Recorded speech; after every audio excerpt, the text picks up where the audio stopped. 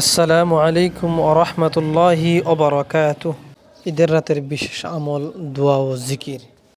ঈদের আগের রাত, চারিদিকে আনন্দ, কেনাকাটা, ব্যস্ততা, কিন্তু খুব কম মানুষই জানে এই রাত হতে পারে আপনার জীবনের সবচেয়ে মূল্যবান রাত।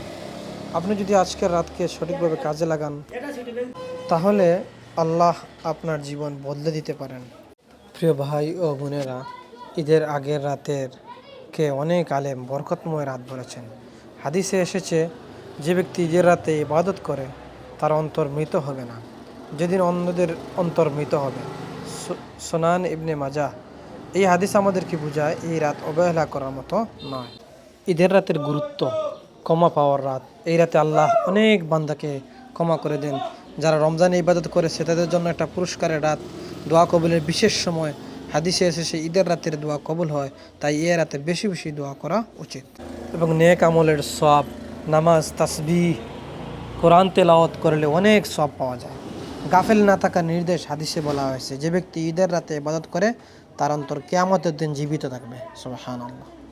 এই রাতে করণীয় আমল: নফল নামাজ পড়া, তাহাজ্জুদ বা অসাধারণ নফল, বেশি বেশি জিকির করা, সুবহানাল্লাহ, আলহামদুলিল্লাহ, আল্লাহু আকবার, কোরআন তিলাওয়াত, বেশি বেশি দোয়া, তাওবা, দরুদ শরীফ পাঠ করা।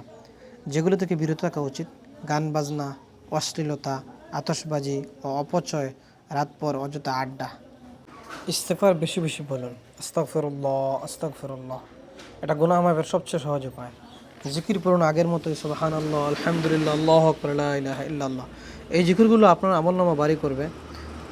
এরপরে তাকবীর, ঈদের রাত থেকেই তাকবীর শুরু করবে।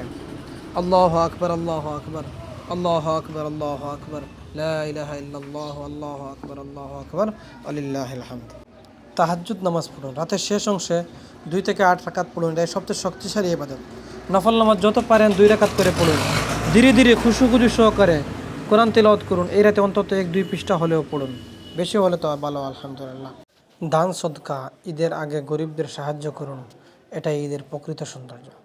ঈদের রাতের বিশেষ দোয়া, অর্থাৎ সবচেয়ে গুরুত্বপূর্ণ দোয়া, দোয়াটা শিখে নেন আরবি উচ্চারণে: আল্লাহুম্মা ইন্নাকা আফুউন তুহিব্বুল আফওয়া ফাআফু আন্নী।